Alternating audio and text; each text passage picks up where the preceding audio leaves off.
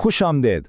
अगर कोई भी क्वालिटेटिव रिसर्च की दुनिया में कदम रख रहा है तो ये गाइड उसके लिए बहुत मददगार साबित हो सकती है। आज हम ये सीखेंगे कि सेमी स्ट्रक्चर्ड इंटरव्यू आखिर कैसे किया जाता है, बिल्कुल स्टेप बाय स्टेप। तो कभी सोचा है कि लोगों के सही जवाबात से आगे बढ़कर उस क्या के पीछे छुपे असल क्यों तक कैसे पहुंचा जाए? यही वो चैलेंज है जिसे क्वालिटेटिव इंटरव्यूइंग हल करती है। ये हमें सिर्फ हकायक से आगे ले जाकर गहरी बसीरत तक पहुंचाती है। आज के सफर में हम सबसे पहले अपनी तहकीक के लिए सही टूल तलाश करेंगे, फिर देखेंगे कि ये सेमी स्ट्रक्चर्ड तरीका क्या है, इंटरव्यू के 7 स्टेप्स को समझेंगे, एक अच्छी सवालों की गाइड बनाना सीखेंगे और आखिर में इस तरीके के फायदे और नुकसानात पर भी बात करेंगे। चलें शुरू करते हैं। तो सबसे पहला और सबसे अहम कदम है अपनी तहकीक के लिए सही टूल का इंतखाब करना। देखें, हर इंटरव्यू का स्टाइल एक खास मकसद के लिए बना है, इसलिए यह फैसला सोच समझकर करना बहुत ज़रूरी है। तो एक तरफ तो है स्ट्रक्चर्ड इंटरव्यू। इसे ऐसे समझें जैसे डॉक्टर के क्लिनिक पर चेक इन होता है, जहां एक लिस्ट से सवाल पूछे जाते हैं, बिल्कुल टू द पॉइंट लेकिन महदूद। और दूसरी तरफ है अनस्ट्रक्चर्ड इंटरव्यू। ये किसी पॉडकास्ट की तरह एक खुली गुफ्तगू है, लचक तो बहुत है पर बात कहीं से कहीं निकल सकती है। तो फिर उसका हल क्या है? जी, यहीं पर एंट्री होती है सेमी स्ट्रक्चर्ड इंटरव्यू की। ये तरीका आप समझ लें उन दोनों की बेहतरीन खूबियों का एक मिक्सचर है।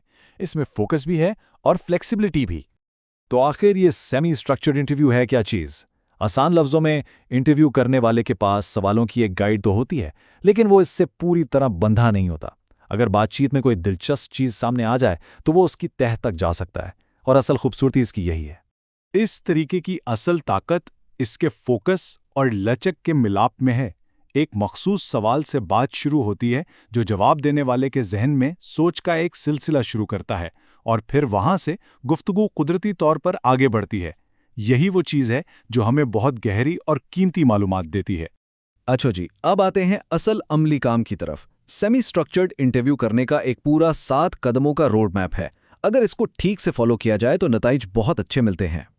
तो ये पूरा अमल एक तरतीब से चलता है। सबसे पहले अपना मकसद तय करें, फिर सवाल बनाएं और सही लोगों को ढूंढें।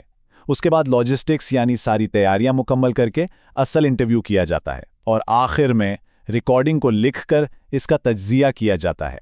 ये एक मुकम्मल साइकिल है, शुरू से आखिर तक।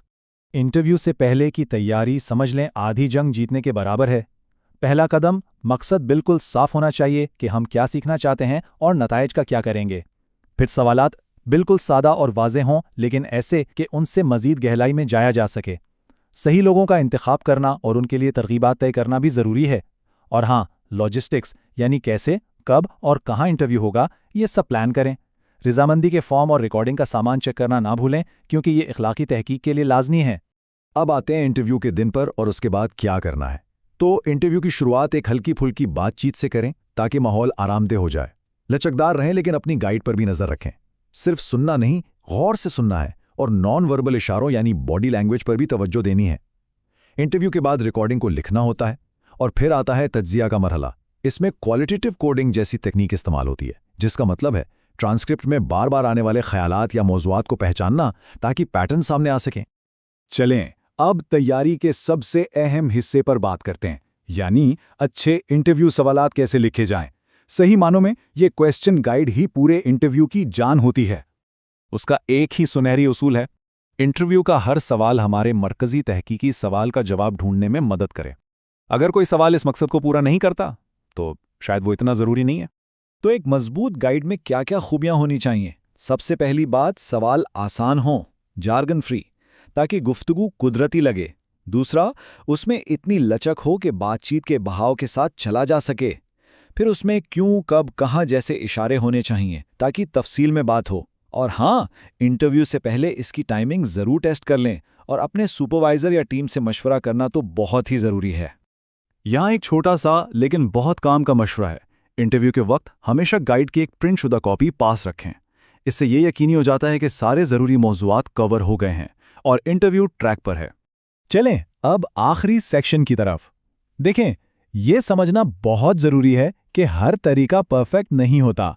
तो आइए इसके फ़ायदों और नुकसानात पर एक नज़र डालते हैं, ताकि फैसला करने में आसानी हो कि ये हमारी तहकीक के लिए ठीक है या नहीं। तो फ़ायदे क्या हैं? एक तो इसमें काबिल एतमाद होने और गहराई में जाने का बेहतरीन तवाज़न मिलता है। पहले से तयशुदा सवालात फोकस बनाए रखते हैं और खुले सवालों की वजह से बहुत तफसील मिलती है। लेकिन इसके नुकसानात भी हैं। इसमें वक्त बहुत लग सकता है। कभी कभी अनजाने में इंटरव्यू लेने वाला ऐसे सवाल पूछ सकता है जो जवाब पर असरअंदाज हों, और अलग अलग लोगों के जवाबात का आपस में मुआवजा करना थोड़ा मुश्किल हो जाता है। तो साफ जाहिर है, गहराई तो खूब मिलती है, लेकिन इसके लिए वक्त और एहतियात दोनों की ज़रूरत होती है। तो इससे एक बात बिल्कुल साफ हो जाती है, हर तरीके में कुछ ना कुछ समझौते होते हैं। असल काम यह है कि अपने तहकीकी आदाफ के लिए सबसे मुनासिब तरीका ढूंढा जाए। और आखिर में बस ये याद रखें, इंटरव्यू एक गुफ्तगू है, कोई तफ्तीश नहीं। तो इस सफ़र में हम लोगों को उनकी कौन सी कहानी बयान करने में मदद करने जा रहे हैं, ये सवाल पूरे तहकीकी अमल के दौरान हमारी रहनुमाई कर सकता है।